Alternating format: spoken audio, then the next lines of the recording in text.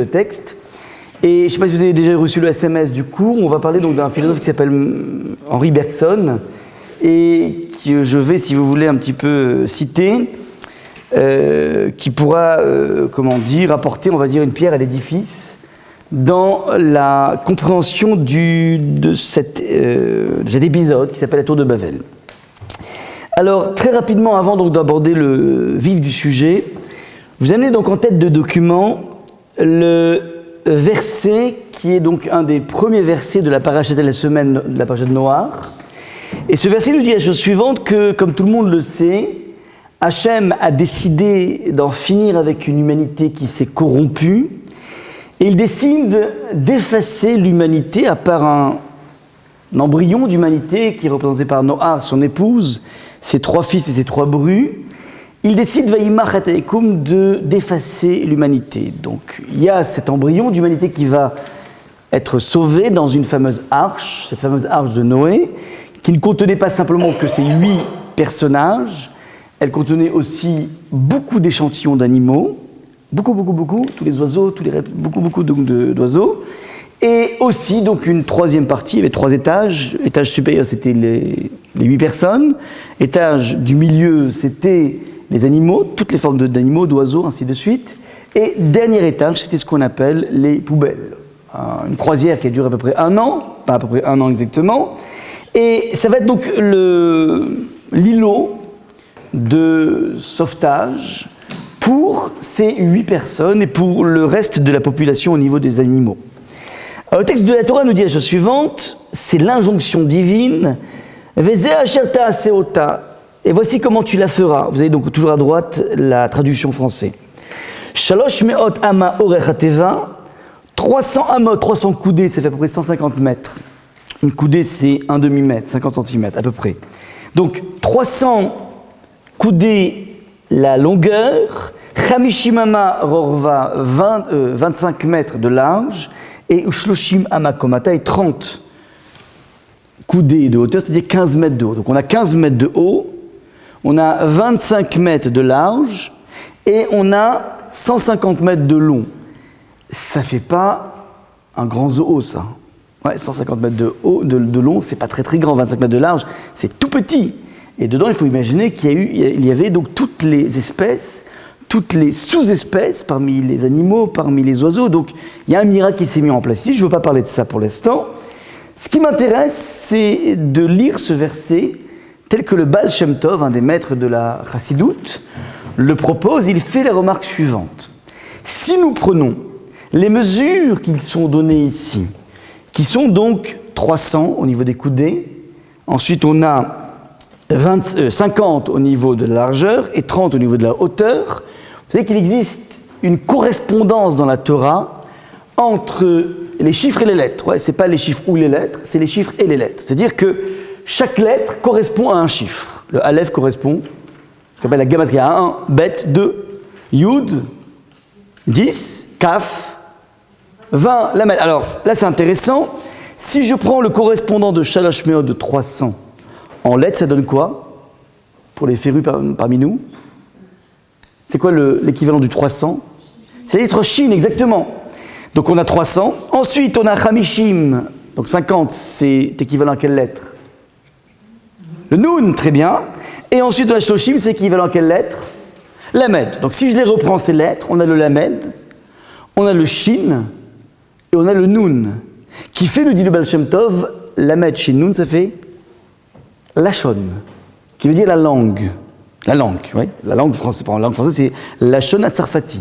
Maintenant, regardez comment c'est encore plus subtil, puisque lorsque le texte dit à Noach, l'injonction divine dit Vezeh asher ta'aseota shalosh me'ot ama orech hateva, la longueur de la Teva. Teva en hébreu veut dire certes l'arche, au niveau du contexte, mais Teva en hébreu veut dire autre chose. Que veut dire Teva en hébreu? Pardon? Je ne sais pas.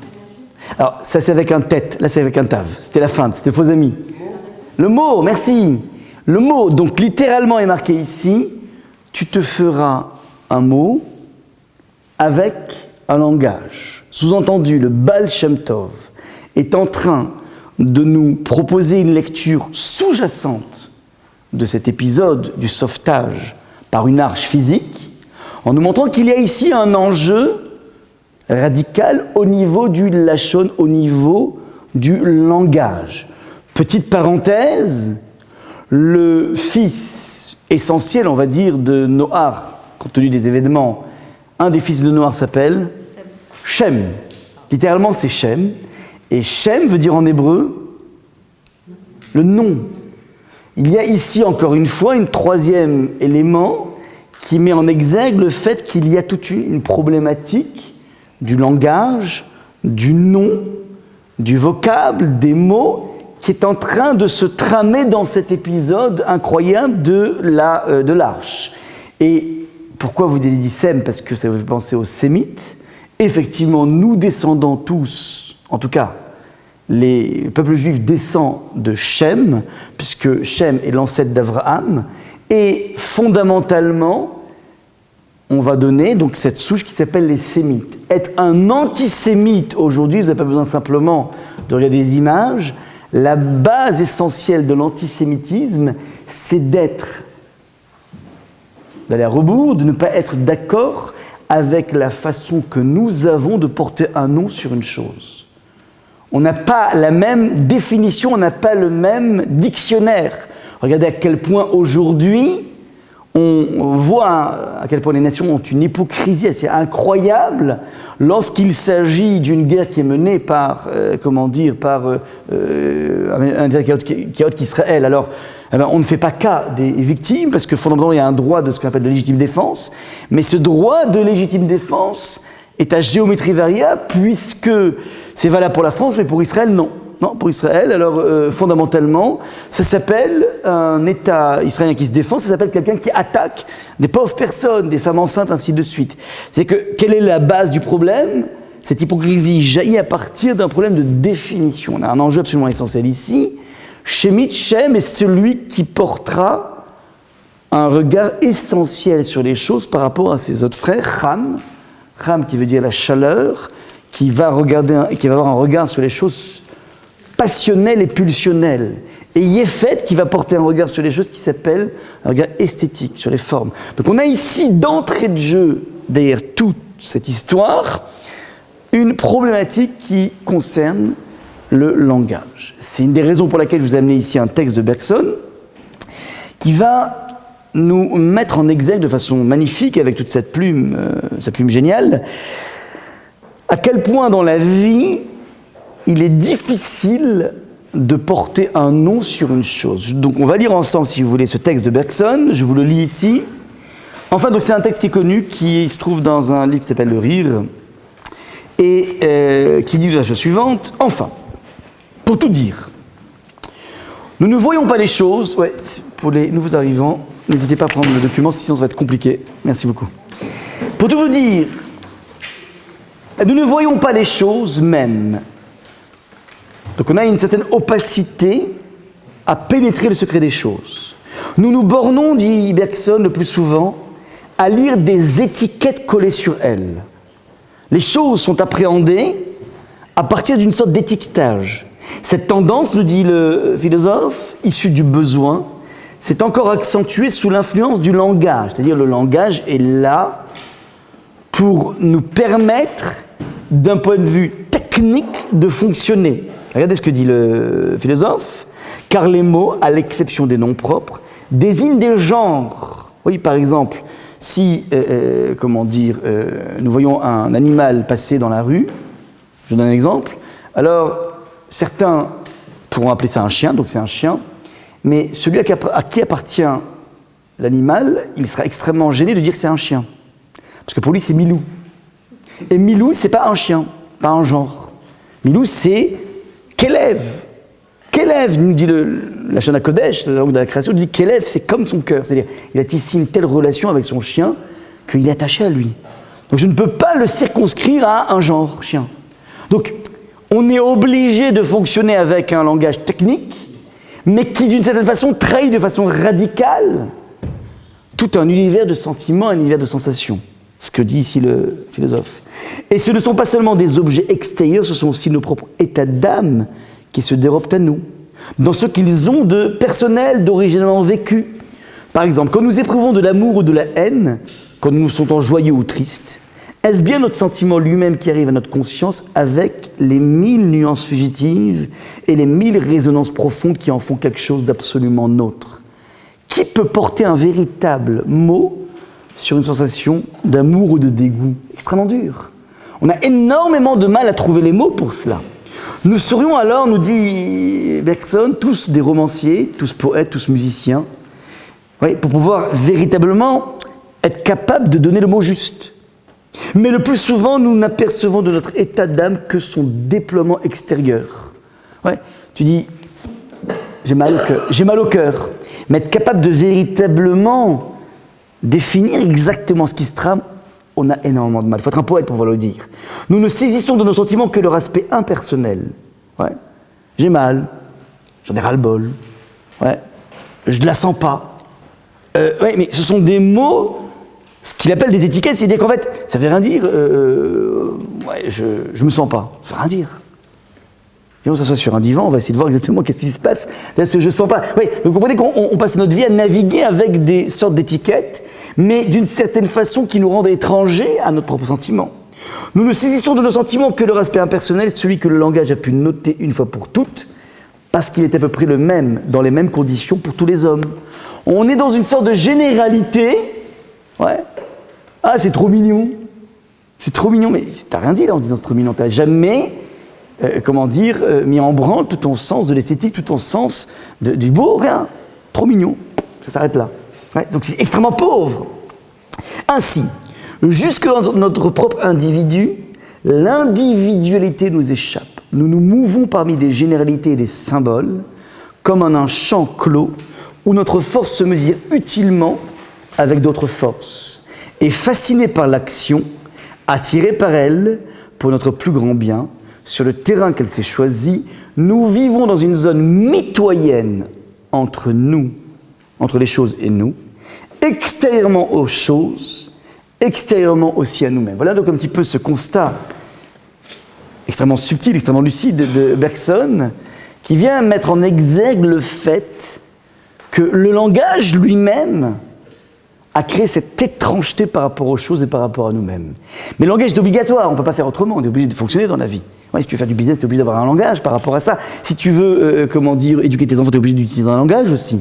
Mais qu'on le veuille ou pas, ce langage nous condamne à une certaine forme d'étrangeté par rapport à nous-mêmes. Voilà donc un petit peu la première réflexion que je voulais avoir avec vous, enfin à partir de Bergson, et vous allez voir un petit peu comment cette idée, cette réflexion, alors peut se retrouver de façon assez radicale dans l'étude du texte qu'on va étudier là maintenant par rapport à donc, la tour de Babel. Donc voilà un petit peu le premier point, je vous rappelle ce qu'on a vu jusqu'à présent.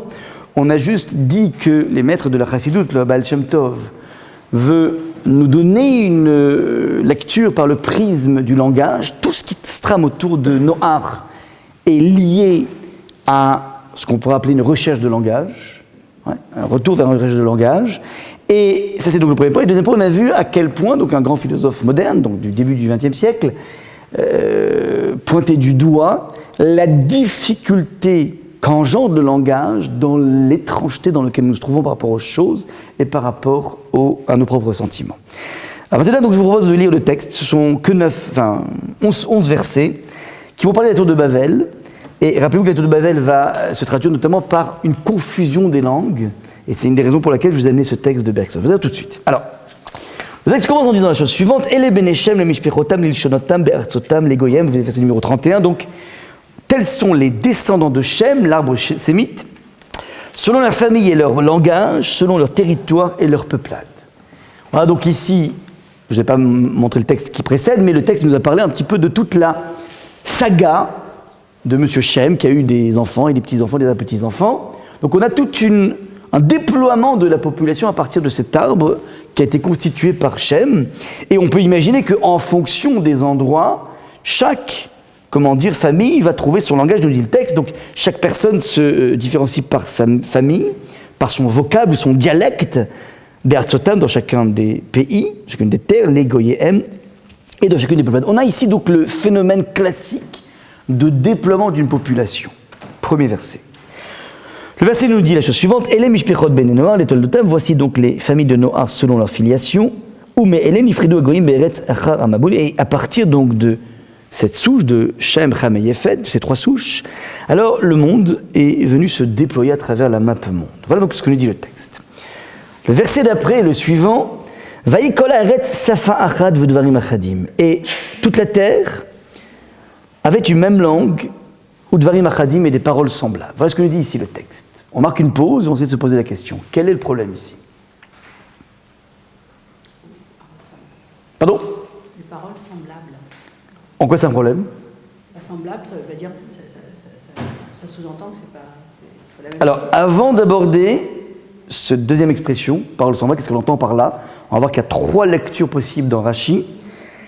Je voudrais donc juste essayer de regarder donc ce verset numéro 1 au regard des deux versets précédents. Qu'est-ce qui cloche?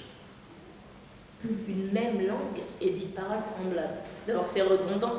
Si on a une même langue, ça veut dire qu'on parle le même langage, on n'a pas besoin de... Ou bien. Sur les paroles... Ou bien on introduit quelque chose d'autre. On va voir, on verra. D'accord, donc bonne question en tout cas, effectivement. Ensuite. Une contradiction, c'est vraiment parce que Dvarim c'est un pluriel, Achadim c'est un pluriel. Donc quelque chose qui est un, mais en même temps c'est au pluriel. Alors là, tu es effectivement en logique interne. Effectivement, qu'est-ce qu'on entend par Dvarim Achadim? Des choses uniques. Mais il n'y a pas de des choses alors. Il y a quelque chose de bizarre, très juste. Maintenant, rappelez-vous la question que je vous ai posée. Au regard du verset. Aline. Oui, c'est-à-dire il y a une contradiction apparente qui est la suivante, qui est repérée par Aline. Regardez, on dit qu'en fait le monde se déploie et chacun en fonction de son dialecte. Et puis d'un coup, on a un verset qui lui dit mais toute la terre, la map monde, ne parlait qu'une langue. Alors comment on résout cette contradiction? Vous comprenez le problème ou pas? Alors comment on pourrait résoudre à votre avis? Alors de deux choses une, soit ce verset 1 est anachronique, c'est-à-dire qu'il parle d'une époque avant la tour de Babel, donc il y aurait un mélimot, et ça existe l'anachronisme dans la Torah, et très souvent il y a des versets qui ne sont pas forcément à leur date, ou bien un peu plus subtil, il y a effectivement une foultitude de dialectes, une foultitude de langues, mais d'une certaine façon, là, dans cette contrée, on nous fait croire à un langage unique. C'est une illusion, pardon? Oui, on est après le déluge, a priori. Alors voilà, c'est une des possibilités, mais j'ai vu aucun maître du Moyen-Âge qui propose cette solution. Ouais. Et donc je m'oriente vers quelque chose de plus pernicieux, si tu veux. C'est-à-dire que peut-être que le monde est occupé par des tonnes de peuplades, chacune avec ses us et coutumes, chacune avec donc son dialecte. Mais là, on nous fait croire, en tout cas la peuplade de l'époque, nous ferait croire qu'il y a une langue unique. C'est une illusion d'une langue unique. Ouais. Une langue unique. Possibilité. Donc je vous propose cette première démarche. Maintenant, on va lire donc avant de... Alors regardez. On va directement donc attaquer le Rashi de ce verset numéro 1 qui est en bleu dans votre document. Rashi qui va s'attaquer à cette expression qui est un petit peu bizarre. Que veut dire Dvarim Achadim? Des paroles uniques. Alors, nous disent Rashi, le Midrash, un petit peu, il y a trois explications de Rashi, donc c'est riche. Et première explication nous dit Rashi, la chose suivante.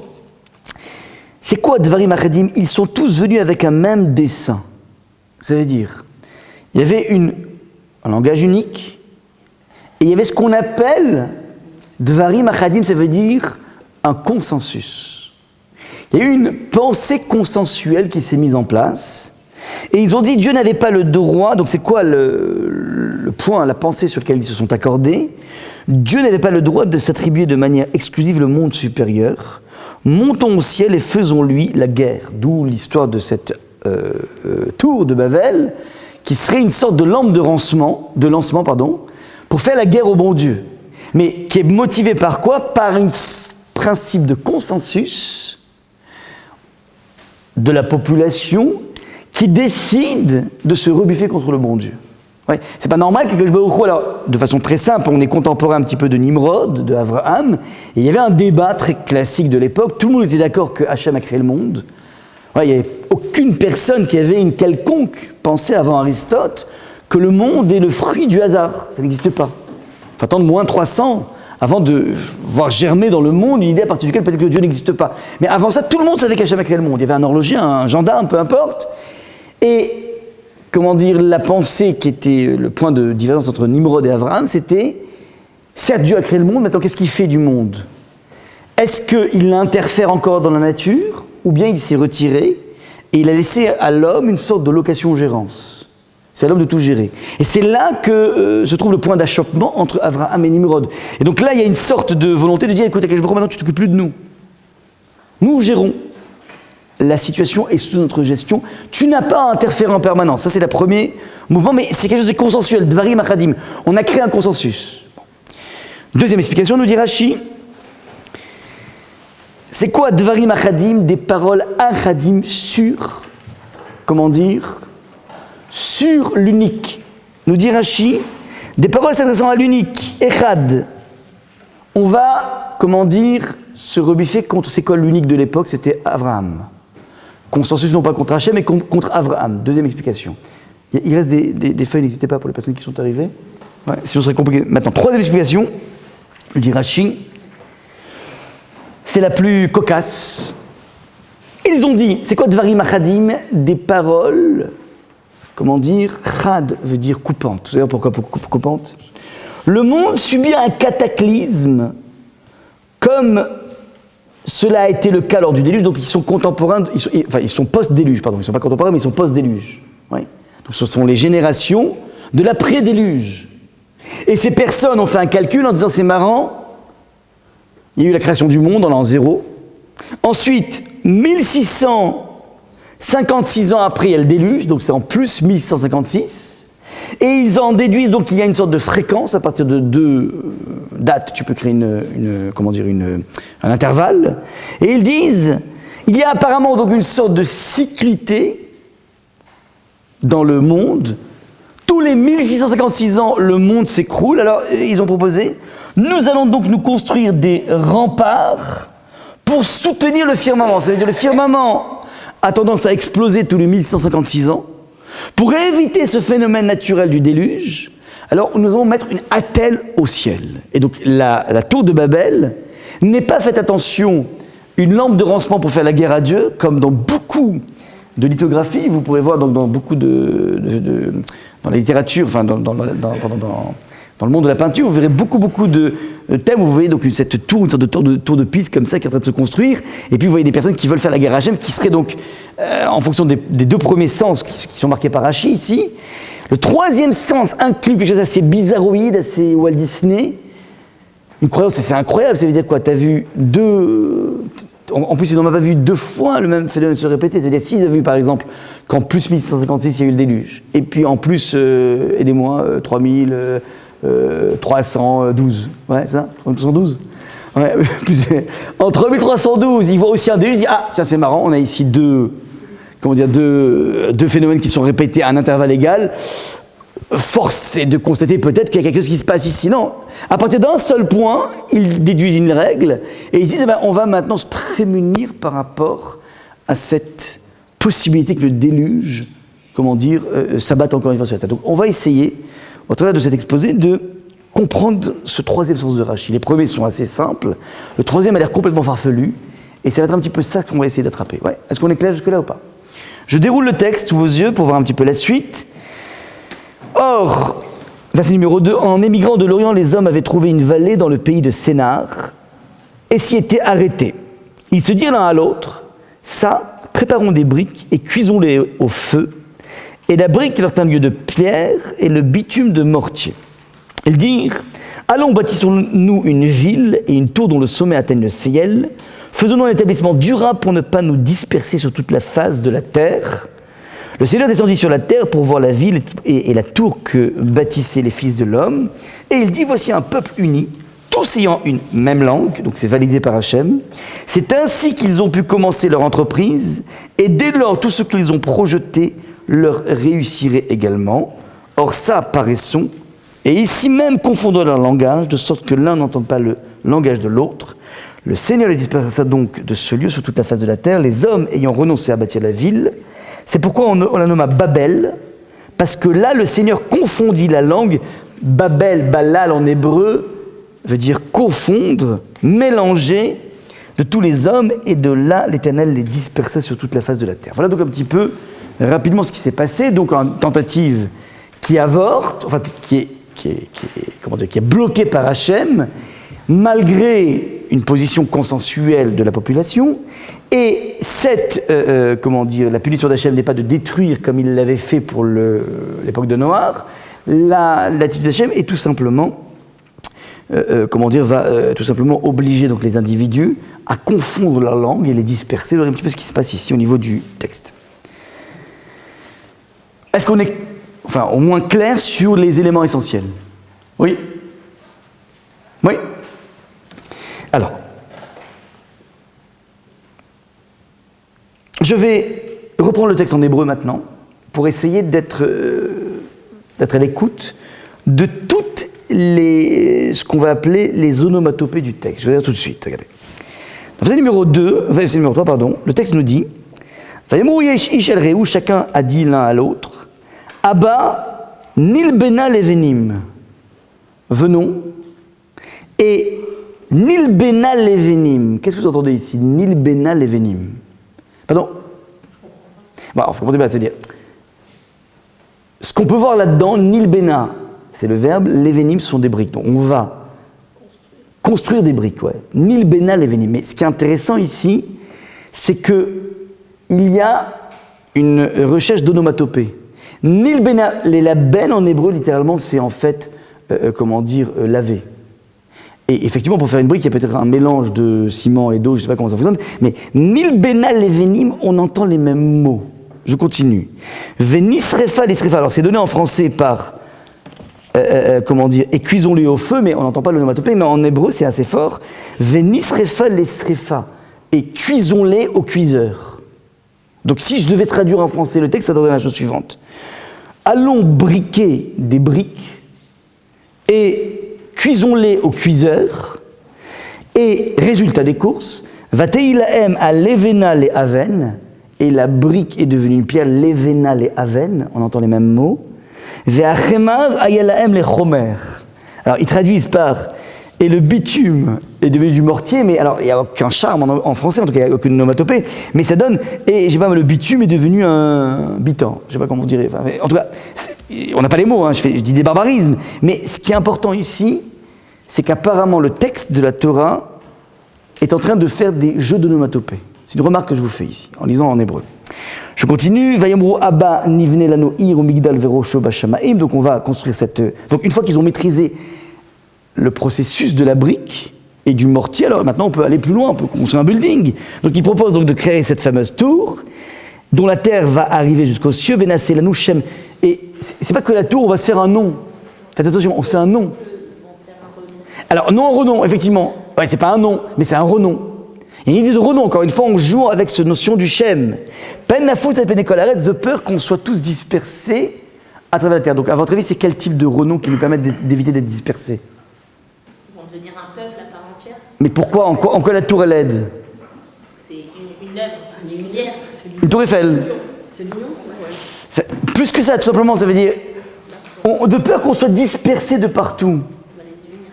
C'est un projet qui est fédérateur. Mais pourquoi fédérateur? Très simple, parce que quand tu t'éloignes de la ville, d'un coup tu as toujours un point de repère, c'est un phare.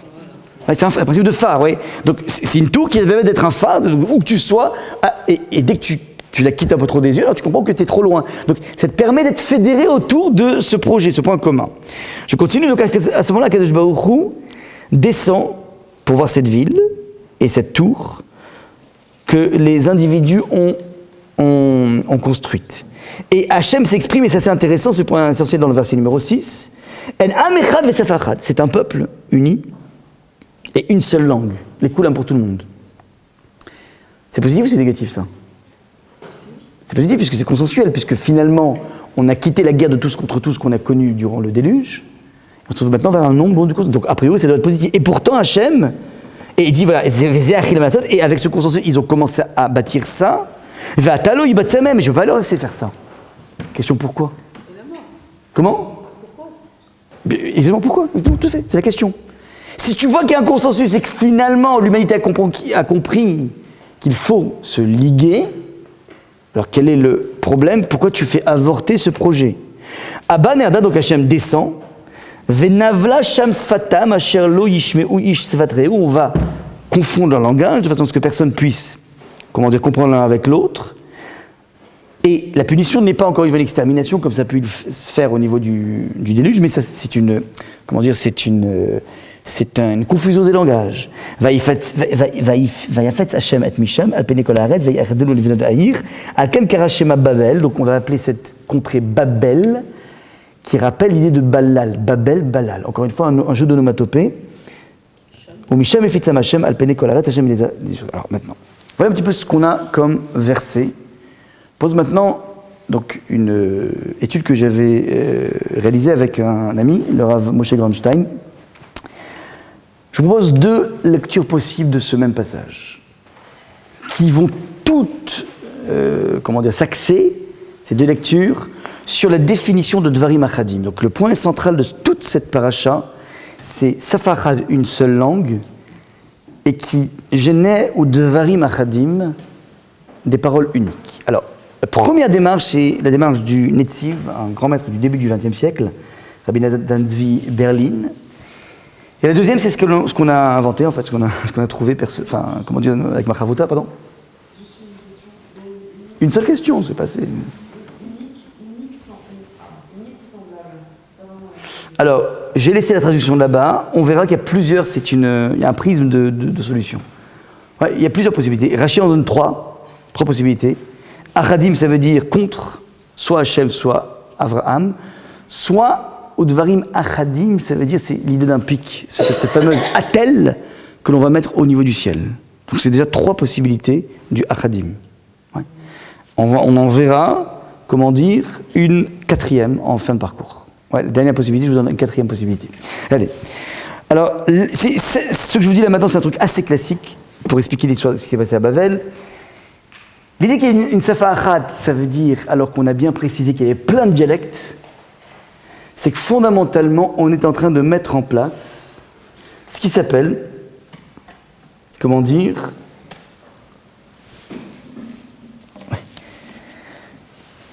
une sorte de langage consensuel qui permet, de pouvoir mieux régner. C'est un petit peu la thèse qui se trame dans toutes les dictatures. Il y a une sorte d'utilisation d'un langage spécifique dans lequel tout le monde peut communiquer, mais communiquer dans une relation de respect total par rapport à une hiérarchie ultime. On est un petit peu dans le thème de 1984 de George Orwell, dans lequel fondamentalement, on va créer ce langage, Safarad, alors qu'il n'y a pas de Safarad, il n'y a pas une seule langue, ou de Varim Achadim, qui va permettre de porter un regard simple, voire simplé sur le monde. Voilà tout de suite comment les choses fonctionnent. Si j'ai un langage unique, tel que le précise ici par exemple Bergson, qui fait qu'en fait, qui ne te permet jamais de pouvoir tracer épouser l'essence d'une chose ou de toi-même, fondamentalement te met dans une étrangeté. Cette étrangeté est facilement attrapable par toute forme de dictature. Donc la safarad, cette langue unique, cette langue consensuelle, elle entraîne par voie de conséquence dvarim achadim, c'est-à-dire elle nous fait croire à un monde non sophistiqué, à un monde simple. Et regardez un petit peu comment on pousse le vice, de cette chose, c'est que ils vont mettre en place un modèle économique de construction qui a l'air de marcher puisqu'on arrive à faire des briques. Et ces briques en question vont nous permettre de faire des tours, mais il y a un jeu qui est le suivant. On dirait que le passage de Abanil Benal Levenim, passé de la, comment ils ont traduit en français ? Du mortier au bitume, avant ça, non. C'est pas une sorte de dictature sans dictateur ? Non, il y a un dictateur qui s'appelle Nimrod. Ouais. Préparons des briques. Ouais, donc alors, ils l'ont mal dit, mais c'est préparant. Ah bah, préparer une brique, ça veut dire créer une brique, ouais. C'est pas une invention colossale. Ouais, c'est une invention qui va permettre ensuite de créer d'autres briques. Mais il y a ici quelque chose de pas grandiose et qu'on maquille comme étant quelque chose de grandiose, puisque regarde un petit peu comment les choses sont magnifiques, ça sonne bien. Abba Nil Benal Levenim. Regarde un petit peu comment la simplicité du langage, dicte une simplicité de la nature. Il y a une sorte de conformité entre la simplicité du consensus et la façon dont la nature se laisse dicter et obéit, si vous voulez, à ce diktat de la langue. Donc la langue génère un monde simple, un monde de Lego. Je ne sais pas si vous voyez un petit peu les choses qui se mettent en place. Ou de varier, donc c'est une sorte de réussite économique et qui va évidemment être basée et fonctionner avant tout à partir d'un système de contrôle très fort, d'où la nécessité d'une tour qui sert de repère, mais surtout de repérage. Pour vérifier toutes les brebis galeuses qui quitteraient le bateau, qui quitterait un petit peu la société et qui irait flirter avec d'autres systèmes de pensée. Fondamentalement, dit le Netziv, la tour en question est un mirador. C'est un mirador qui permet d'observer tout ce qui se passe au niveau de la population de façon à garantir l'application, garantir la pérennité d'un monde qui est totalement dominé par une élite. Voilà un petit peu comment le Netziv va, mettre en place, va proposer donc cette thèse, et tout ceci à partir donc de ce principe, Safarad, une langue unifiée, consensuelle, qui génère des dvarim achadim, des choses consensuelles, et une certaine forme de pseudo-unité, une adéquation, une corrélation entre le monde du langage et le monde de la nature, et tout se passe comme si tout fonctionne à merveille, mais c'est une sorte de leurre, une sorte de trompe-l'œil qui est mis en place justement par toutes les formes de dictature. Voilà donc la première démarche proposée donc par le Netziv. Je propose maintenant une deuxième démarche. Alors, on comprend donc selon ça, donc premièrement, on a dit grand 1, petit a, pardon, un langage pour le consensus. Ouais. Ce langage va permettre de faire croire à une réussite du modèle économique qui implique évidemment une nécessité de pérennité, donc c'est la fameuse tour. Et on comprend maintenant pourquoi Akadosh Baruch Hu a besoin d'interférer, parce que fondamentalement, c'est une humanité qui est en train de se perdre, une humanité qui est en train de créer un système dans lequel un homme est en train de gouverner tout le reste de la population. Bref, on n'est pas du tout dans le modèle que Hachem attend d'un individu qui pourra accéder à sa liberté, dans sa relation à Hachem, dans sa relation à la vie. Donc on est en train de nouveau, bégayer au niveau de l'histoire. Il y a eu un premier échec qui s'appelle la tour de, le déluge, et là maintenant on est en train de retomber dans un système dans lequel il est absolument impossible de pouvoir bâtir à long terme. C'est une bâtisse qui sera à long terme et qui ne fera que, qui n'arrangera que le sort des dictateurs. D'où la nécessité de tout démolir. Alors on ne va pas les tuer parce qu'il y a quand même un consensus. Ça mérite une certaine forme de gratification. Et on va, comme Akadosh Baruch Hu va proposer ici, de confondre les langues. C'est-à-dire, une fois qu'on confond les langues, alors on est en train tout simplement de briser le consensus. Tout est né de ce consensus au niveau de la langue. Alors on va tout briser le consensus en mélangeant les langues. Voyez un petit peu comment les choses peuvent se comprendre assez facilement. Maintenant, deuxième lecture possible, qui va être quelque chose qui est beaucoup plus proche de nous. Nous, c'est vrai que les dictateurs, on les connaît, mais enfin, on les connaît plus dans le monde occidental a priori, on les connaît plus dans un monde qui n'est pas tout à fait le nôtre. Là, ce qui m'intéresse dans cette deuxième démarche, c'est quelque chose qui est beaucoup plus proche de nous. Regardez. On a eu avec donc, mon ami l'idée d'exploiter le terme Udvarim Achadim et fait la remarque suivante que le terme Achadim se retrouve une autre fois dans la Torah, d'autres fois peut-être, mais en tout cas une autre fois on s'en est rappelé, au moment où, vous savez que Yaakov, donc, qui était en fuite de son frère Esav, il avait pris les brachot à son frère, et Esav avait juré de le tuer, donc il s'enfuit. Et il s'enfuit Yaakov, et il arrive dans la ville de Lavan, et là-bas il repère une femme absolument somptueuse, une femme duquel il tombe immédiatement amoureux, et il décide de se marier avec elle, c'est cette fameuse Rachel. Le beau-père est malin, il se dit on va d'abord le faire cracher comme il faut, on va voir si il va amener une belle dot, un beau trousseau, bref, c'était Yaakov qui était censé l'amener, bref. Et Lavan est malin, il dit écoute, regarde, je ne peux pas te donner comme ça ma fille, et encore faut-il que tu travailles pour elle.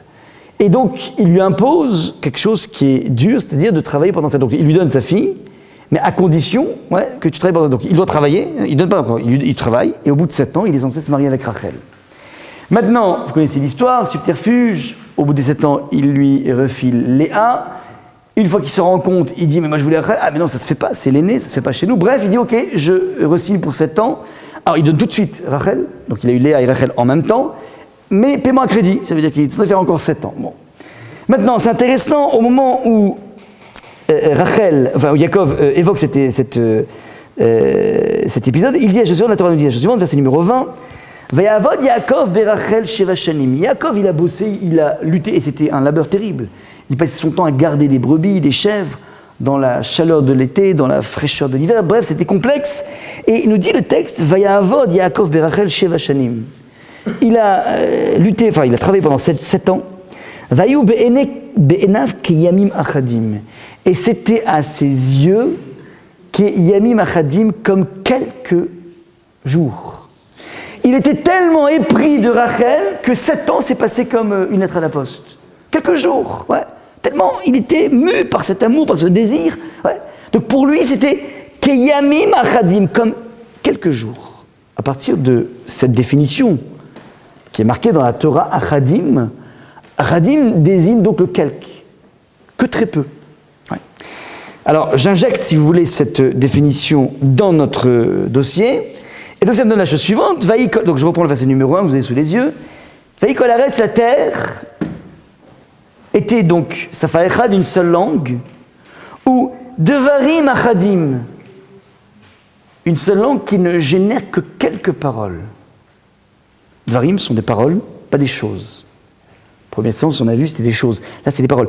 C'est une langue qui ne génère que très peu de paroles. Comment ? Elle n'est pas très variée. Elle n'est pas très, peut-être... Il n'y a pas de contenu, il n'y a pas tellement de contenu. Il n'y a pas beaucoup de nuances, peut-être. Alors, c'est juste, mais faites attention, c'est pas parce qu'une langue a très peu de nuances qu'on va s'empêcher de parler. L'hébreu, par exemple, est une langue extrêmement pauvre. Sauf dans certains registres, mais de façon générale, c'est extrêmement pauvre par rapport à le français, l'allemand, l'anglais ou le russe. L'hébreu est extrêmement pauvre. Mais pourtant, nous avons des choses à dire. Pauvre.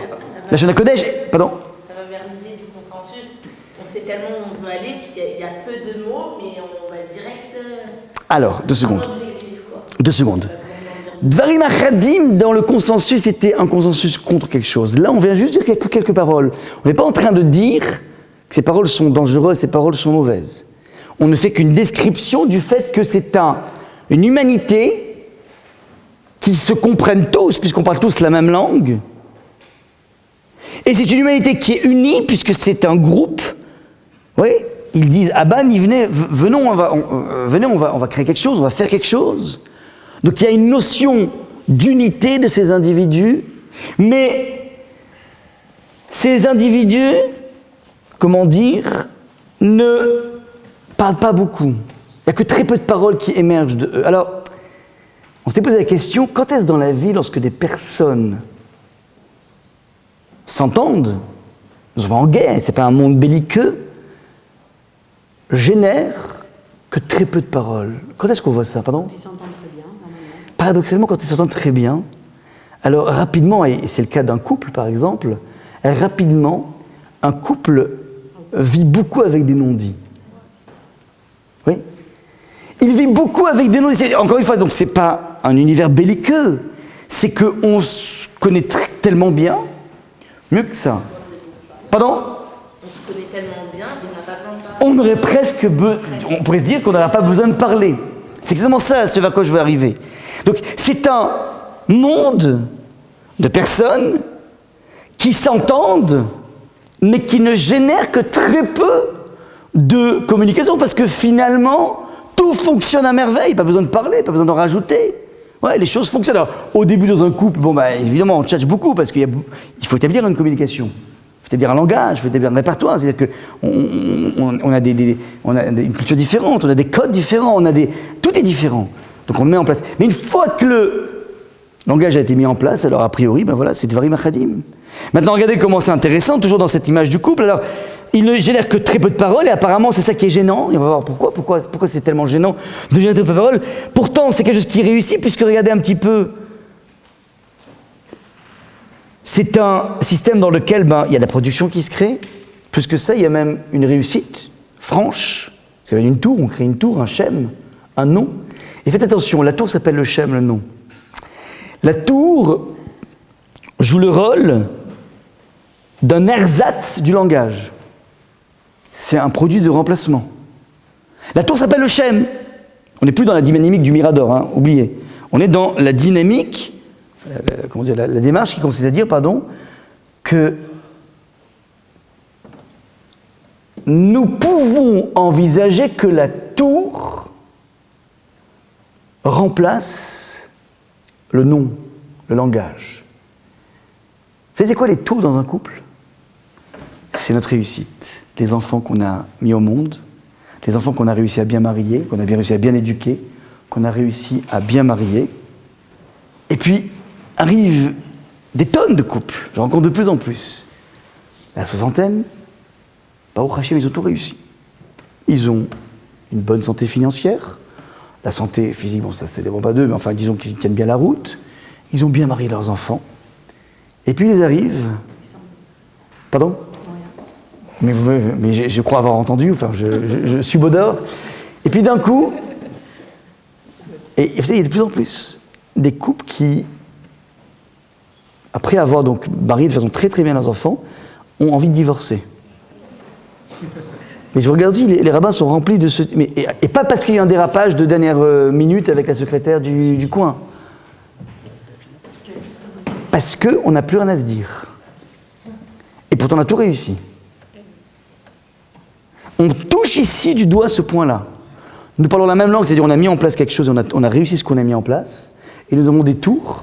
Et les tours que nous avons construites sont la preuve vivante d'une communication passée, qui n'est plus qu'un vestige. Est-ce que vous me suivez dans l'image ici? Maintenant, cette tour en question, alors maintenant, pour l'instant, on a une humanité qui fonctionne, qui crée des choses magnifiques. Pourquoi Hachem intervient? Si on parle, d'après la première démarche, qu'il s'agit ici d'un problème d'un mirador, le système 1984 de George Orwell, c'est un dictateur. Alors je comprends qu'Hachem, il ne veut pas un monde de dictateurs. Il faut virer tous les Hitler et les Mussolini et tous les parce que l'humanité ne peut pas fonctionner comme ça. Hachem, il y a un balbutiement de l'humanité, on veut créer quelque chose, on attend le Abraham. Avec la révolution, il faut attendre, mais ça fait déjà, 10 générations depuis Adam jusqu'à Noah, et c'est un fiasco. On efface tout, on recommence. Maintenant, on recommence, on se retrouve avec Bavel. Donc là, je comprends. Mais là, maintenant, qu'est-ce que tu veux de Bavel? Bavel, mais ils sont très bien. Qu'est-ce qui se passe? Ils ont créé des choses fantastiques. Il y a, ça chante au niveau économique. Aban Nivana, c'est-à-dire qu'il y a, ce dont je parlais tout à l'heure, c'est une sorte d'osmose entre ce que nous disons et le monde de la nature qui se modèle en fonction du lagem, donc c'est magnifique. Tout fonctionne à merveille. Pourquoi que beaucoup t'interviens et tu bloques tout? Mais ils ont annoncé leur intention que c'était pour faire la guerre à Dieu. Pour l'instant, ça c'est Rachid. Pour l'instant, ça c'est dans la première démarche. Je suis dans une deuxième démarche. Est-ce qu'il oppose, est-ce qu'il est en train de... Je suis dans une deuxième, encore une fois, il y a plusieurs façons de comprendre Achadim. Dans la première démarche, on comprend pourquoi. Mais là, je suis dans une deuxième qui s'appelle il n'y a que quelques paroles, mais c'est pas contre quelqu'un. C'est une humanité qui sécrète que très peu de communication.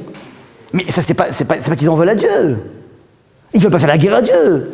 Et les tours que tu vois, il n'y a pas nulle part marqué dans le verset qu'il veut faire la guerre à Dieu. C'est Rashi qui amène ici, Dvarim Achadim, c'est contre l'unique. Mais c'est parce qu'il a traduit Achadim comme étant contre l'unique. Mais là maintenant, si il dit Achadim, c'est quelque. Donc c'est pas contre quelque chose. C'est en tant que tel. C'est un monde qui ne sécrète que très peu de communication. Et pas parce qu'on sent... Parce que quand est-ce qu'on ne communique pas dans la vie? Quand on se fait la gueule, on ne communique pas. Mais là, ils ne sont pas la gueule. Ils ne sont pas en bise-bise. Ouais, c'est-à-dire que là, c'est des gens qui sont unis et qui ont de magnifiques réalisations. Et malgré cela, eh ben, comment dire, alors Akadosh Baruch Hu a besoin d'intervenir. Il ne peut pas laisser une telle humanité. Il faut donc évidemment essayer de comprendre ce qui se trame ici. Fondamentalement,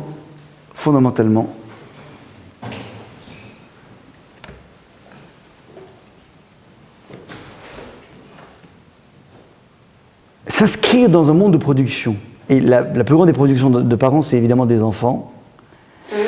Et croire, se leurrer que la réussite d'une éducation peut m'affranchir du devoir de communication et du besoin de communication permanente est quelque chose qui est tout simplement le péril de l'humanité.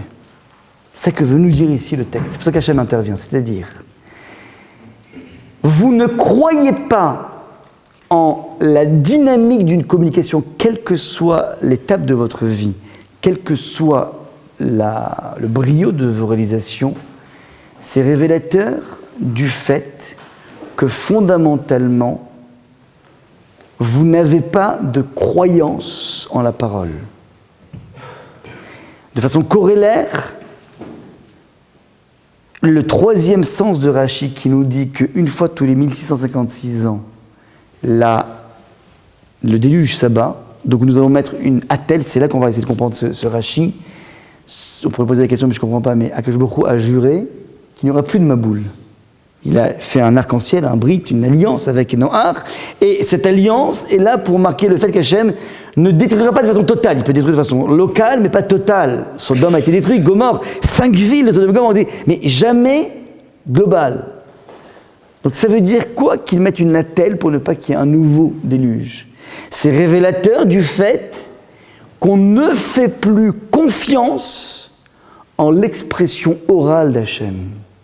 Nous pouvons dans la vie être tellement omnibulés par nos réalisations du couple de personnes qui s'entendent qu'on finit par croire qu'on peut se passer de la communication permanente.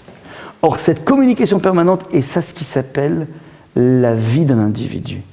C'est que la définition de l'homme, lorsque le texte de la Torah présente l'homme, alors il dit que Akadosh Baruch Hu, pour parler de la dimension spirituelle de l'homme, le texte de la Torah nous dit Vaïpar be'apav nishmatraim, Hachem a insufflé dans les narines de l'homme nishmatraim, une âme de vie, et le onkelos, traducteur en araméen de la Torah, dit Vaïpar be'apav ruach memalela, un vent memalela de parole. La dimension spirituelle ultime de l'individu, c'est la faculté à communiquer. Pas une communication type fourmi qui s'appelle technique, ouais. Comment dire, qu'est-ce qu'on achète, Pampers ou Huggies, ouais. Quelle couleur de la voiture, oui, qui font partie du jeu, qui font partie de la technique de la vie, mais il existe une communication qui peut, elle, passer par des non-dits, mais non pas des non-dits au niveau technique, mais des non-dits dans lesquels on va passer un moment ensemble dans lequel ce non-dit, il est profondément parlant. Il exprime des choses. Il y a une communication sentimentale entre deux êtres qui s'aiment, qui s'apprécient, dans lesquels on va dire des choses. Mais il y a un poumon permanent de la communication qui est ce qui s'appelle le socle de l'humanité. Si Hachem a besoin d'intervenir, c'est parce que... Alors, et on se demande, mais je comprends pas, il n'y a pas de dictature ici, il n'y a pas de Mussolini, il n'y a pas tout... Non.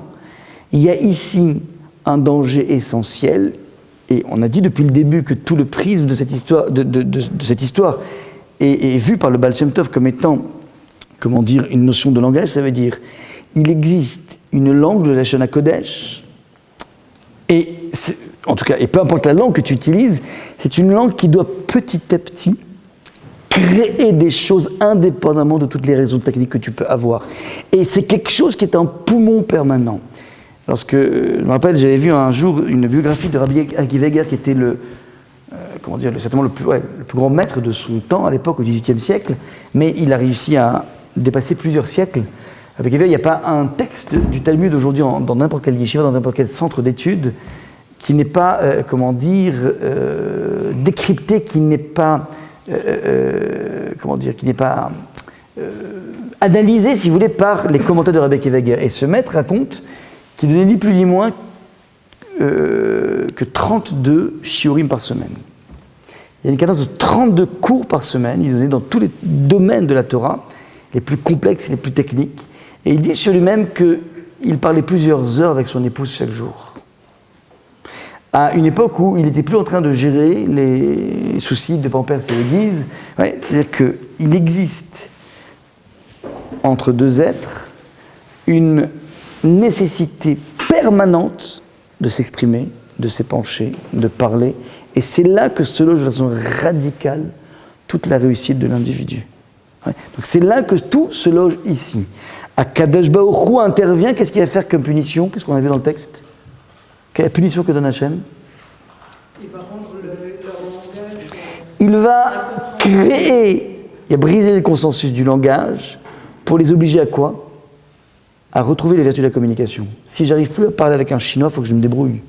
Mais je vais essayer de me débrouiller le plus possible. On n'aura pas forcément des mots communs, mais je vais essayer petit à petit de pénétrer de plus en plus. Ça veut dire que ce n'est pas une punition, c'est une correction qui est mise en place par Hachem. On va petit à petit réamorcer la puissance de la communication. Il existe une parole de Chazal qui dit la chose suivante: En bonim matseva les tzadikim. Nous ne confectionnons pas, ne gravons pas une stèle pour les tzadikim. Lorsqu'un tzadik est mort, on ne met pas une stèle pour ce tzadik. Et là, le Midrash dit la chose suivante: Divrehem hem zichronam. Parce que le souvenir d'un tzaddik, c'est ce qu'il a dit. Il est tout à fait génial là-dedans. Le véritable essence d'un individu, c'est ce qu'il a dit. Alors pas ce qu'il a dit, de non essentiel, mais tout ce que tu dis de façon essentielle, c'est ça ta pérennité. Il y a dans ce nouveau berceau de l'humanité une non-croyance en la puissance de la parole, de la dimension créatrice de la parole, et c'est la raison pour laquelle Hachem intervient, parce qu'on ne peut pas envisager une humanité qui ne génère que très peu de communication. Dvarim Achadim, on ne se rend pas compte à quel point aujourd'hui, dans l'ère justement de la communication, nous sécrétons que très peu de vraie communication. Nous sécrétons énormément d'échanges et des millions d'impulsions, que ce soit dans tous les réseaux, mais rares sont les véritables moments de communication. Et c'est là que se loge de façon essentielle la faillite de l'humanité. L'homme, c'est sa puissance de communication, de créer un lien avec l'autre par le biais du dibour. Et c'est à partir de cette communication que peut gérer toutes les réalisations. Mais les réseaux ne pourront jamais remplacer toute la richesse de ce que deux êtres peuvent se dire. Je finis donc sur ce point. Le lieu dans lequel va se passer cette fameuse tour de Babel. Alors, le nom, nous on connaît a posteriori le nom de tour de Babel, mais au début ça ne s'appelle pas Babel, ça s'appelle Shinar. Et ce n'est qu'à la fin, nous dit le texte, verset numéro 9, Alken Kerashema Babel. Donc on a appelé, la tour ne s'appelle pas la tour de Babel, c'est faux, c'est un abus. La tour s'appelait la tour, un point c'est tout, elle s'appelait Shem, c'est un nom. Mais on a appelé maintenant cet endroit où ils ont été dispersés Babel, qui Sham Balal Hashem Karachem, là-bas les a confondus.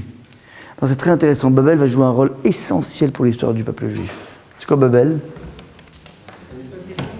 C'est là où on va accoucher le Talmud Babli, le Talmud de Babylonie. On va être en déportation par Nabuchodonosor en moins 587 avant Jésus, et là-bas donc on va petit à petit commencer à jeter les bases de ce qui s'appelle la Torah Sheba'al Peh, c'est-à-dire la Torah orale, qui va être couchée sur un texte par nécessité. Ouais, ça intervient donc en plus 200, plus 300, mais ça se passe en Babylonie. C'est en Babylonie que nous allons coucher sur le texte, un texte extrêmement succinct, malgré sa grandeur, la parole infinie du Créateur. C'est que c'est là et là-bas que nous allons retrouver ces sources jaillissantes de la puissance de la Torah orale. Ouais, en écrivant là-bas, c'est-à-dire que c'est parce que là-bas, puisque là-bas, ce sont,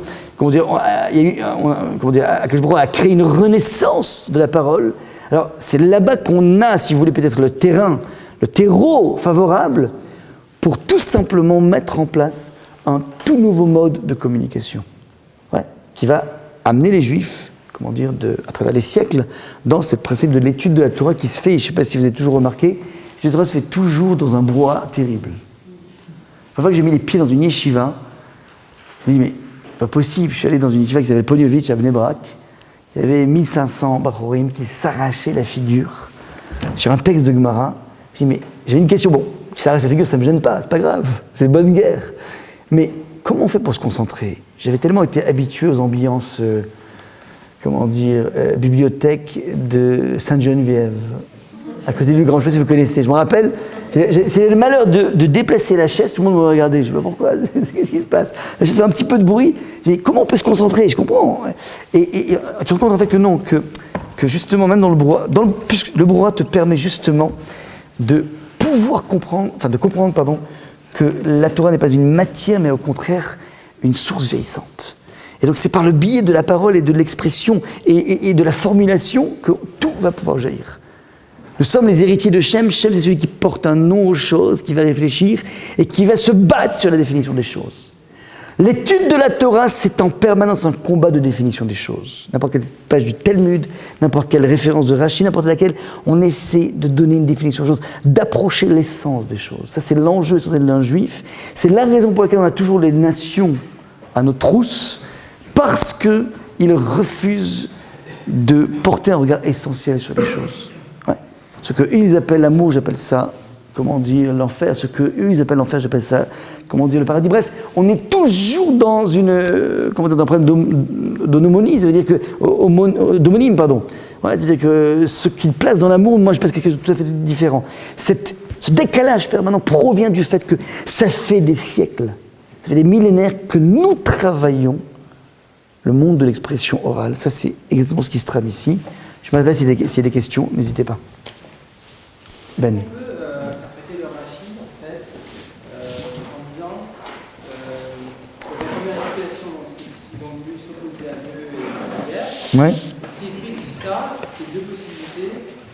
Soit d'avoir des paroles qui s'adressent à Hachem, donc de croire que la parole, il n'y a aucune indépendance par rapport aux choses, que la parole elle est absolue, d'avoir cette croyance-là. Soit de dire qu'Hachem, la promesse qu'il a fait, il ne l'a pas faite, donc de ne pas croire du tout à la parole. Tu parles Il y a deux extrêmes en fait. Soit de dire que la parole c'est une vérité, donc il n'y a pas d'indépendance par rapport à la parole, c'est l'intégrisme. Et l'autre extrême, c'est de dire que la parole. Ce sont les deux rachis. Ce sont les deux rachis. C'est exactement ce que j'ai dit. Les deux premiers rachis concernent la première démarche du Netziv. Et le troisième rachi concerne la démarche qu'on a voulu découvrir, c'est-à-dire que on ne fait pas confiance. Hachem, il a parlé, c'est vrai, mais les paroles sont des paroles. On ne croit pas ça, donc on met une attelle, parce qu'on ne croit pas à la parole d'Hachem. Parce qu'ils ne croient pas en leur propre parole. Donc il y a une perte de confiance et de croyance en cette puissance de la parole. Donc c'est concomitant, donc c'est comme ça qu'on comprend le Rashi. Il y a aussi le fait de surcroît à la parole, de croire que la parole. Oui, mais ça c'est ce qu'on appelle ein Volk, ein Reich, ein Führer. C'est la parole slogan, c'est la parole des dictateurs. Ouais. C'est une sorte de boîte noire dans laquelle on engouffre ce que le dictateur a envie d'engouffrer. Ouais, effectivement. Ils sont des paroles qui sont consensuelles. Tu réunis tout le monde avec ces slogans. Le principe du slogan, c'est une seule langue qui sécrète des slogans. Des paroles qui vont réunifier les gens.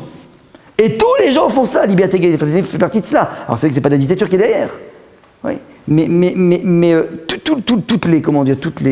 toutes les personnes qui veulent gérer une masse de personnes sont obligées d'utiliser des slogans. Ouais, c'est le principe de Dvarim Chadim. C'est la première démarche. 100%. Aline ? Juste Achadim, on ne peut pas dire que ça vient des singuliers, faire des singularités.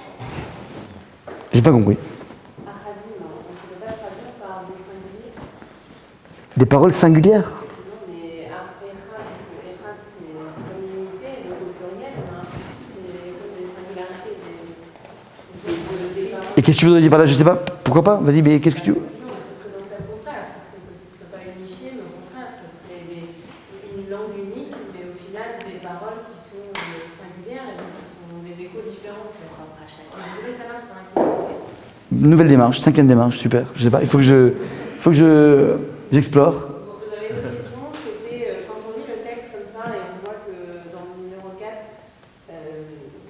reprend les mêmes mots. Non, je sais plus, c'est que Dieu il reprend les mêmes mots et il dit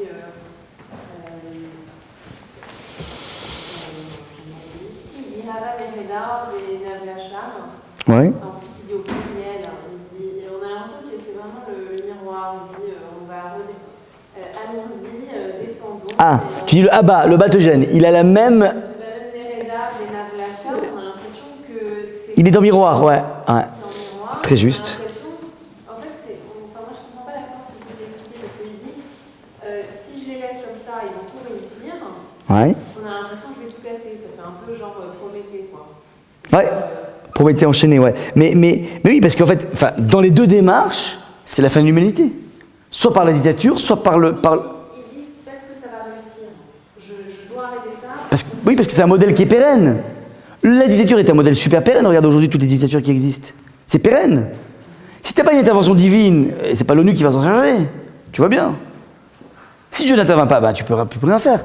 Et pareil, de façon encore plus subtile, dans l'histoire du couple. S'il n'y a pas intervention d'Hachem, alors le couple est en faillite. Tu comprends ce que je dis ou pas? C'est-à-dire que parce que la chose sera pérenne. Parce que je crois que j'ai pas besoin de communiquer puisque j'ai tout réussi. Mes enfants sont le vestige de cette communication passée et j'ai pas besoin de plus que ça. On a l'impression en fait, super, en fait ça va être la réussite. Donc comme ça va être la réussite, c'est un peu le happy end des livres pour enfants. Et donc ça va réussir, il n'y a pas de suite. Et donc Mais c'est pas comme ça. Tu dis de façon méchante, ça veut dire de façon genre il a pas envie que ça réussisse dans la vie. Il aime pas les gens qui réussissent. Non, au sens où il a tellement envie que finalement le monde se termine parce que finalement il n'y a plus rien qui se passe. Mais le monde se terminera pas, c'est l'humanité qui se termine. Il a peur pour l'homme, c'est pas l'homme qui voulait. Il attend un Abraham qui va s'affranchir de toute forme, de dictature et de non-communication. C'est dur, mais c'est parce que... Ça veut dire qu'il a créé quelque chose, il a créé quelque chose qui finalement tout seul est devenu autonome, indépendant, réussit très bien, et donc il a dit bon alors c'est pas ça, on efface tout et on commence et on met un peu la baguette. Mais quand je te parle de couples qui se regardent dans les yeux à 60 ans et qui ont envie de divorcer alors qu'il n'y a pas eu de dérapage, c'est quoi ça? Ça s'appelle une faillite. Pour des gens, je ne parle pas des gens, encore une fois, je parle des gens qui ont réussi.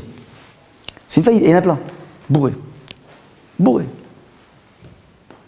Quand on n'a pas pris le temps de parler, parce que la vie est harassante, et donc on passe notre vie à gérer des questions du type Pampers ou Guise, je grossis, mais c'est ça, le quotidien d'un couple au début, c'est quoi? Comment on gère une mauvaise note en maths, comment on gère, on va prendre un prof, et comment on fait le karaté. C'est un brouhaha terrible. S'il n'y a pas, après tout ce brouhaha de gestion, s'il n'y a pas des heures durant lesquelles on parle d'autre chose que ça, alors le couple petit à petit va réussir ce qu'il met en branle, mais va s'oublier totalement. Et c'est le danger qui mine, si tu veux, tous les couples, d'autant plus, et on pourrait même faire des analyses sociologiques, des couples qui vivent dans des grandes conurbations du type Paris, New York. Par opposition aux couples qui vivent en province. Non mais je suis très sérieux. C'est très dur à voir parce que si on fait pareil avec Bereshit, où par exemple on dit finalement l'homme il n'aurait pas dû, il aurait dû, sans connaissance de l'art du bien et du mal, c'est pareil, ça aurait été un paradis et il ne se passe rien. Parce que comme il n'a pas d'État, il ne se passe rien. Et pourtant, c'est autre chose. C'est autre chose. Tu peux pas faire le parallèle, c'est autre chose.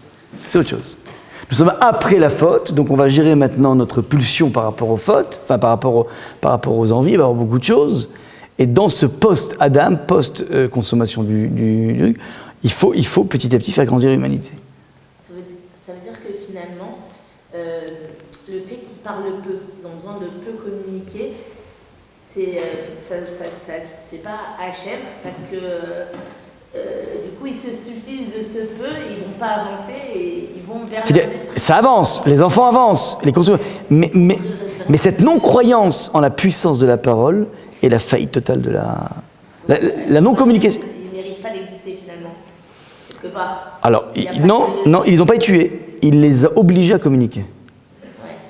Non, ils méritent d'exister, ils méritent 100%, parce que c'est des braves gens. Ils sont consensuels. y a quelque chose d'intéressant. Pour une fois, c'est pas la guerre de tous contre tous. C'est pas évident de réunir les gens. C'est pas évident. Les dictateurs, ils ont quand même le mérite de réunir les gens. Alors, ils les ont feintés, avec leur charisme, avec leur Goebbels, ouais, leur technique de communication. On est poussé à communiquer. C'est exactement ça. C'est pas une punition, c'est ce qu'on appelle une correction. C'est un stage. Ils font un stage de communication. Ouais, tout à fait. Quand on voit justement le contexte dans lequel s'est créée la tour, ça fait étrangement écho au monde actuel. Et donc, à la lumière de ce cours, quel parallèle faire par rapport au monde actuel? Ouais, alors, moi je retombe toujours sur mes pieds dans le sens où c'est-à-dire que l'étude de la Torah est ce qui nous, c'est ce qui nous connecte avec la communication essentielle. Communiquer avec un texte, essayer de se casser la tête sur un texte, essayer de réfléchir, comprendre ce que dit Rashi, comprendre chacune des choses, nous amène à goûter à quelque chose d'essentiel. C'est le vrai langage. En français, en hébreu, peu importe quel langage, mais c'est là que se loge le vrai langage. Par opposition à un monde dans lequel c'est l'ère de la communication, mais qui n'a jamais si peu communiqué pour de bon. Ouais, donc je dis qu'une des sources essentielles, c'est, de façon plus basique, on va dire, de prendre du temps dans le cadre d'un couple, pour avoir des moments durant lesquels on est d'abord tout seul avec soi-même déjà, c'est important dans un couple, et tout seul avec son épouse, avec son mari. Là, on peut parler, mais sans parler que des dossiers. Même des dossiers qui ne sont pas des dossiers douloureux. Des dossiers, il y a beaucoup de dossiers à gérer dans la vie. Ouais. Il y a bientôt les taxes foncières à payer. Non, il y a plein de choses dans la vie. On gère énormément de choses, et plus on a d'enfants, plus on gère des choses. Mais il y a des moments, il faut prendre le temps. Ouais, prendre le temps. Moi, je peux vous dire, dans l'économie d'un couple, je peux vous dire que, il m'arrive d'avoir, de façon régulière, j'ai une journée durant laquelle je quitte le matin très tôt, je reviens très tard, vers 1h, 2h du matin, parce que je fais plein de conférences, quoi. Et très souvent, mon épouse m'attend. Elle m'attend parce que, par besoin de parler, pas parce qu'elle a besoin de s'épancher, parce que tel enfant a été insupportable. Ça peut être ça, mais des fois, très souvent, parce qu'on a passé un jour ou 2 jours, il y a énormément de choses qu'on ne s'est pas dites. Et c'est un besoin, mais vital du couple. Et lorsqu'on enchaîne par la force des choses, ou on n'a pas pu se parler, j'ai récemment perdu mon papa, donc pendant 7 jours j'étais en apnée. Après il y a des heures et des heures et des heures de rattrapage, si vous voulez. C'est ça en fait, un couple c'est comme ça, c'est une dynamique de paroles permanentes. Ouais. Qui ne sont pas forcément des paroles, entre guillemets, utiles, qui ne sont pas des paroles techniques, qui ne sont pas des paroles de contingence. Structurellement, il y a, en permanence des moments et des moments pour parler, pour échanger, pour choses. Et si on ne met pas ça en place, si on n'a pas ce temps, petit à petit, c'est la faillite du couple.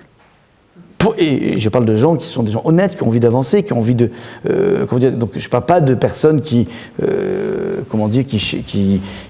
détruire, quoi. C'est des personnes qui veulent construire, mais on ne se rend pas compte à quel point tout est basé sur le poids que je donnerai au niveau de la communication.